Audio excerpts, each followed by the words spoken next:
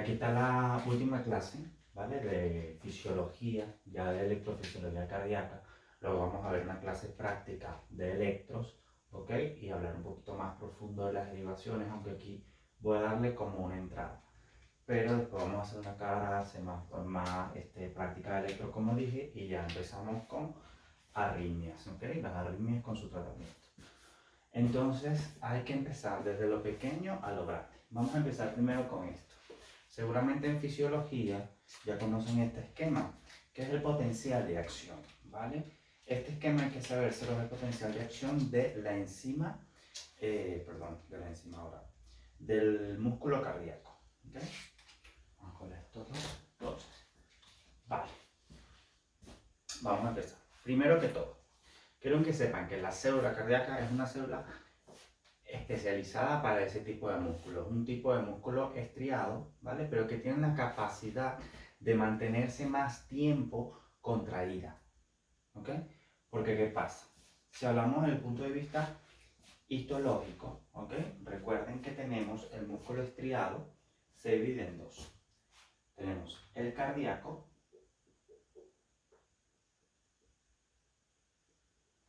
y el esquelético. Ellos son parecidos en casi todo, menos en algo característico, que fue lo que les dije, y desde el punto de vista histológico, lo que ocurre es que las células, ¿vale?, del miocardio tienen unas imaginaciones, bueno, en realidad todas las células musculares, pero ya lo voy a explicar, tienen unas imaginaciones, por supuesto no son así de grandes, tienen el mismo mecanismo de troponina, tropomiosina, todo eso, la unión de las bandas Z, todo eso, tiene lo mismo. Pero ¿qué pasa con el músculo cardíaco? Estas imaginaciones de la célula se llaman túbulos T. Con respecto a los túbulos T, lo que debemos saber es que por ellos se van a propagar el potencial de acción, ¿vale?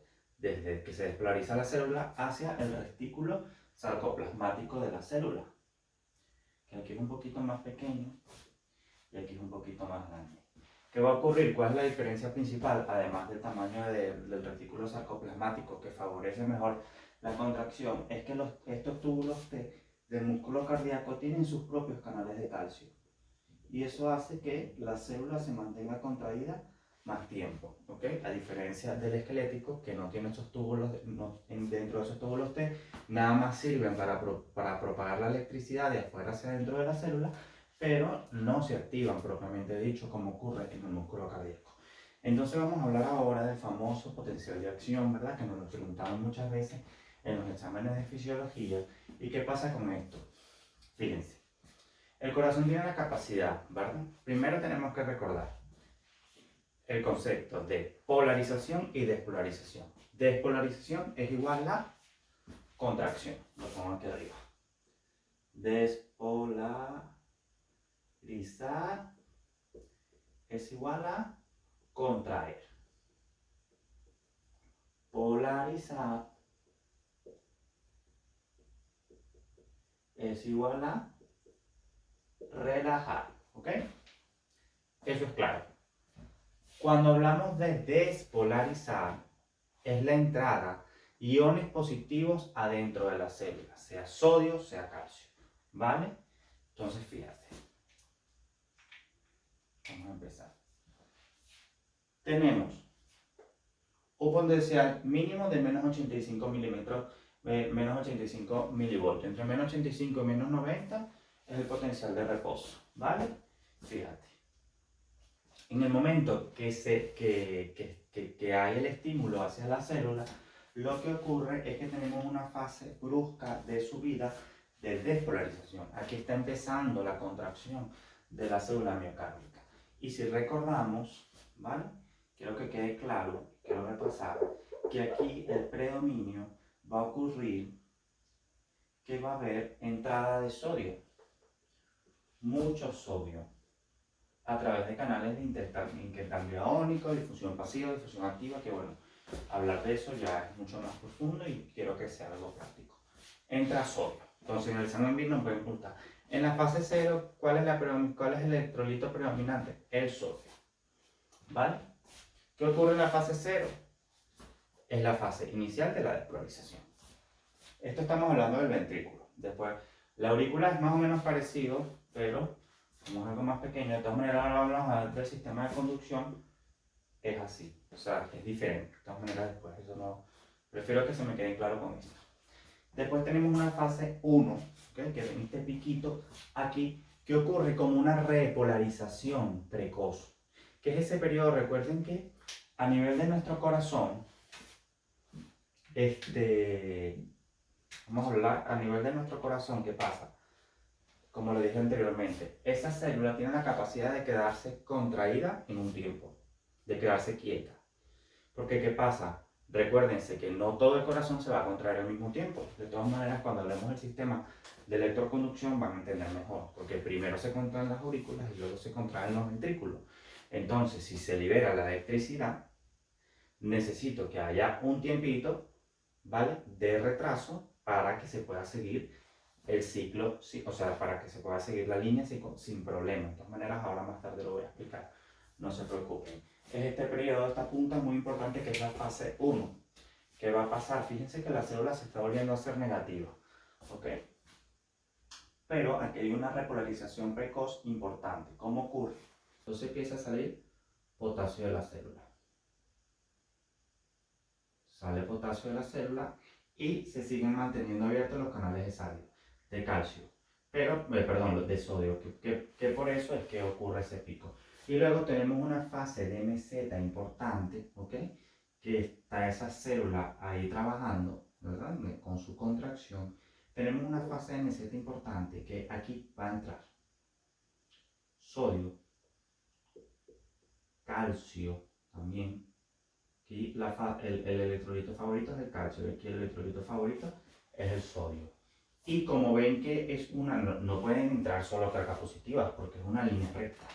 Entonces, ¿qué va a ir ocurriendo? A medida que va entrando sodio y calcio, va saliendo potasio. Eso es lo característico de la fase, de la fase 2. ¿Okay? Hay muchos canales de sodio, más canales de calcio y sale potasio a su vez, para que se pueda mantener esa línea de reposo.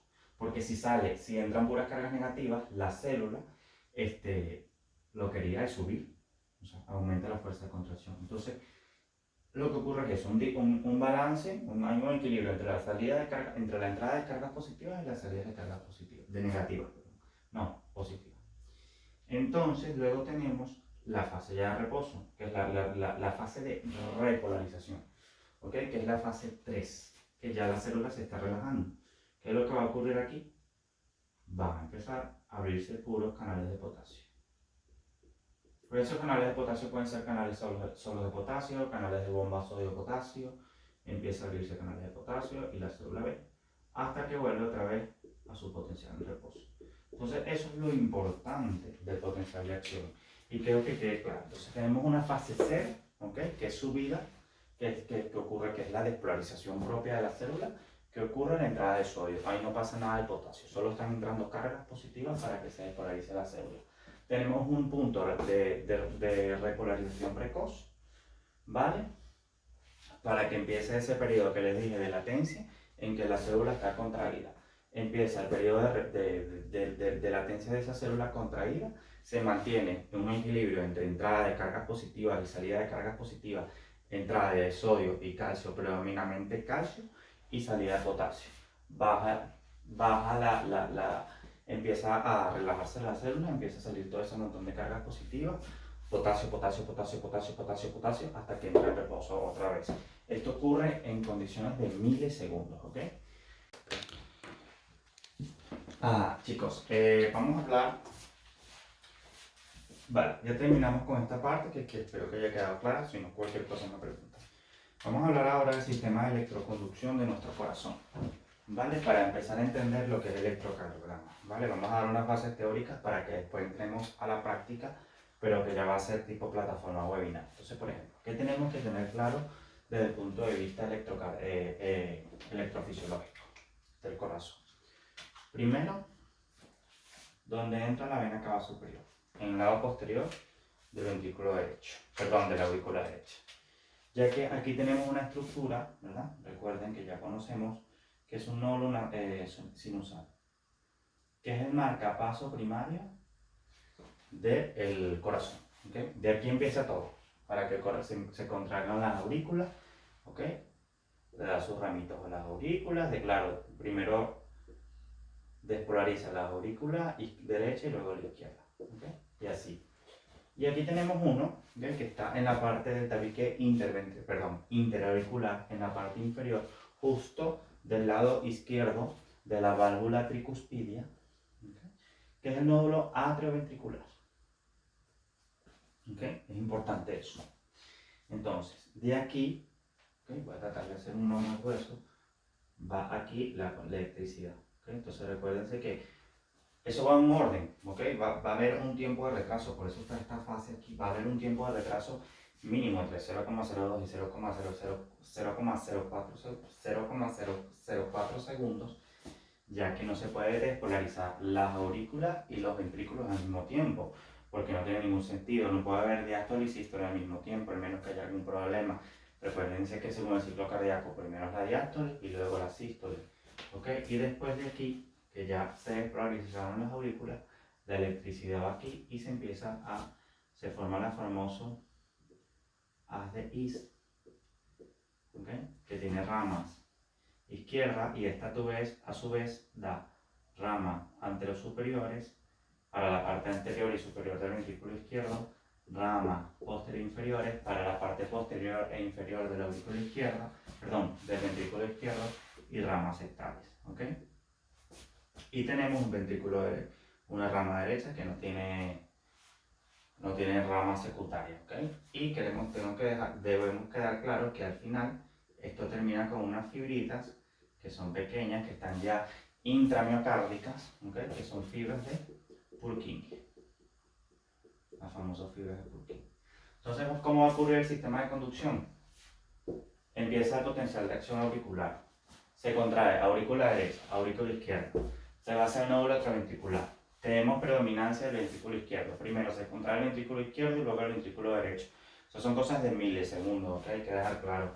Entonces, lo que va a ocurrir, ¿okay? Se contrae el ventrículo izquierdo, y del ventrículo izquierdo, ¿okay? Además de la electricidad que le está llegando de esta rama derecha de la DEIS, también le va a llegar electricidad de las ramas izquierdas a través del tabique interventricular. Entonces tendríamos como una despolarización así, ser como unas flechitas que son los famosos vectores que ahora les voy a explicar. Luego hacia acá, y luego se despolarizan los ventrículos. ¿Okay? Eso es más o menos bueno, más o menos más el esquema de la electroconducción. Entonces, para no ponerlo sobre eso, voy a dibujar otro corazón aquí, ventrículo derecho, ventrículo izquierdo, válvula tricuspidia, válvula mitral, nódulo sinusal.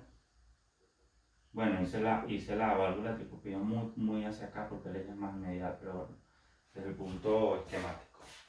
Aquí quiero dejar algo muy claro, chicos, muy claro, que es la base del electrocardiograma. No se tienen que asustar. A mí también me volvía loco, pero resulta que no es tan difícil. Lo que pasa es que, bueno, toda en la vida, toda en la medicina es práctica. Ya entendiendo esto, podemos entender el electrocardiograma. ¿Qué es el electrocardiograma? Yo voy a tener una serie de electrodos, ¿vale? Voy a tener una serie de electrodos a nivel del pecho, ¿ok? Tenemos la de B1 a B6, ¿ok? De todas maneras, cuando demos la clase práctica de un esquema, tenemos bipolares, derivaciones. Vamos a empezar con las bipolares. ¿Qué es? ¿De 2? Bueno, de 1.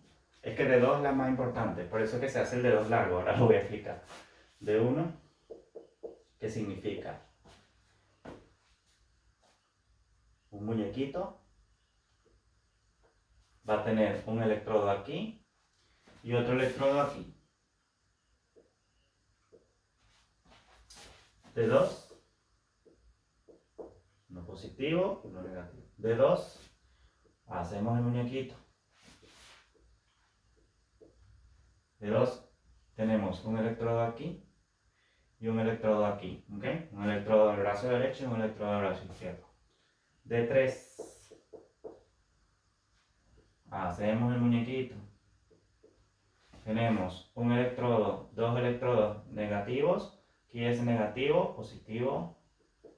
Aquí tenemos dos negativos y uno positivo aquí abajo, ¿ok? Es el de 3. Por eso, bueno, ahora le explico. Tenemos bipolares, tenemos unipolares. ¿A dónde lo puedo poner? Bueno, aquí mismo. Unipolares, precordiales, que son los que van de B1 a B6. Siguiendo con los unipolares, tenemos B1 a B6, recuerden. B1, cuarto espacio intercostal, línea medio clavicular, derecha. ¿Ok?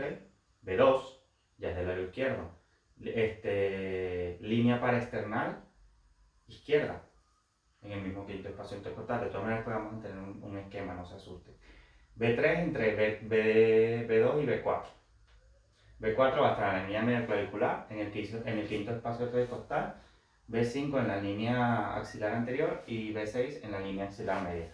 Entonces, fíjense, está en la posición del corazón. Debemos recordar que el corazón tenemos el ventrículo derecho hacia adelante en la caja torácica y el ventrículo izquierdo y la aurícula izquierda hacia atrás, ¿ok? Es importante desde el punto de vista anatómico. Entonces, ¿qué quiero que aquí tenemos también? Unipolares, disculpen, unipolares precordiales y de miembros, que no se les había dicho, que es la famosa ABL, que es L de left, de derecho, perdón, de derecho, Dios mío, de izquierdo, ABR, ¿okay? Que es de derecho, y ABF, de foot. ¿Okay? Si aquí hacemos los muñequitos,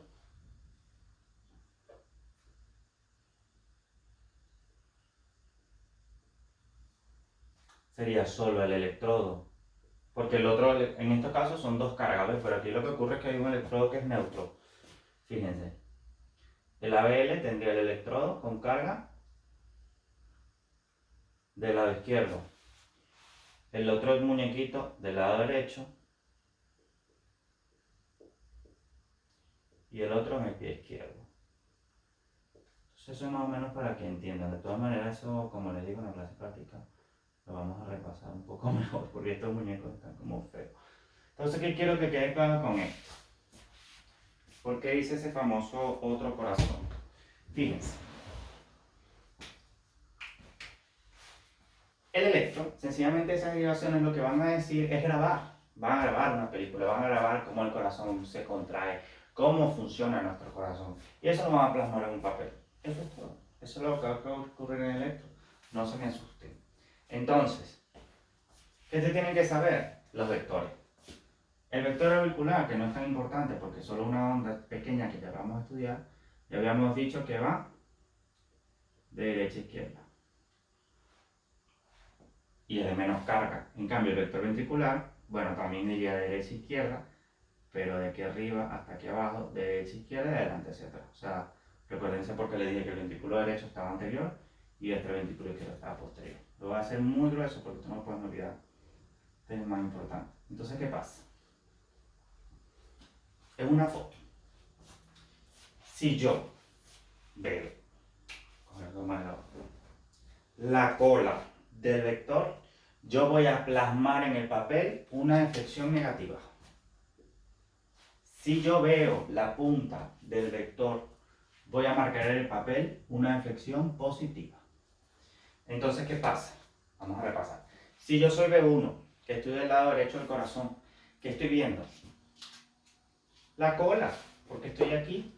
Entonces voy a hacer una deflexión negativa.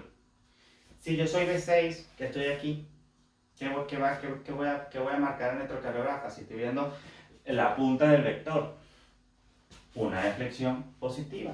Y así con todas las derivaciones. Si yo soy de 2, que el electrodo está aquí abajo, ¿qué voy a ver? Deflexiones positivas. Si soy de 1, ¿qué voy a ver? Isobifascismo, porque está viendo, es como si el vector, perdonen, algo así. El vector lo verían así. O sea, el vector está así, pero yo lo estoy viendo así, pues con mi mirada Entonces, ¿qué voy a marcar? El famoso isobifasismo. ¿Okay? Y así sucesivamente, dependiendo de la derivación. ¿Y por qué digo que D2 es la más importante? ¿Y por qué se hace el D2 largo? Porque el D2 va en la posición del vector. ¿Ven? Entonces es lo que nos da la información más específica de nuestra actividad cardíaca del corazón. ¿Okay? Entonces vamos a hablar ahora un poquito de las ondas antes de empezar con la parte práctica, ¿okay? Que sería la siguiente clase. Entonces, ¿qué va a pasar? Recuérdense, tenemos una línea, voy a coger el negro mejor que se ve más. Una línea isoeléctrica. El paciente está muerto, ¿verdad? ¿Okay? Empezamos con una onda pequeña que es la onda P. Esa onda P es la despolarización de las aurículas. Se están contrayendo las aurículas. El vector está viendo esto. Por supuesto, esta onda P va a ser positiva o negativa de acuerdo de quién te esté tomando la foto. Porque por supuesto, quien me está tomando la foto de atrás va a ver mi espalda. Y va a decir, estoy viendo la espalda de Gabriel. Pero quien me está tomando la foto del frente va a ver mi cara. Y me va a plasmarle mi cara en el papel. Entonces, por ejemplo, B1 tiene una P negativa, B6 sería una P positiva.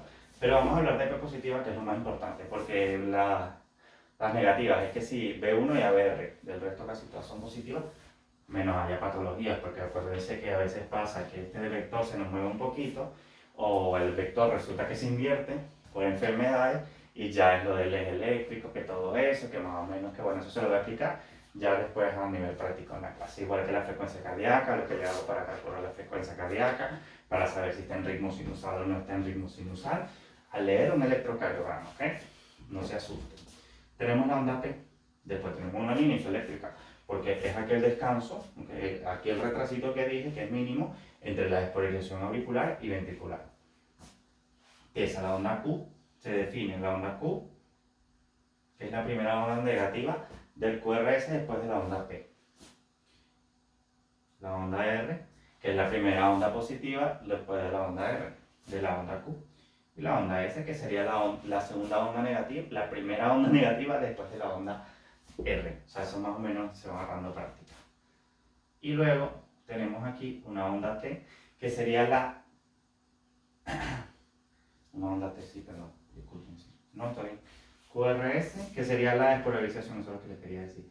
Esto sería la despolarización del ventrículo, ¿okay? La información que me está dando la derivación del ventrículo, que va a ser positiva de acuerdo si se ve de una, si va a ser isobifásica, si se ve de otra, etc. Y la onda T, que sería la repolarización ventricular. ¿Okay? ¿Qué pasa con la repolarización auricular? ¿Okay? Ella no se ve porque está aquí escondido en el complejo QRS. Aquí tenemos la onda T, que es como más camellúa, iba a decir, pero no sé el término entero, no entiendo.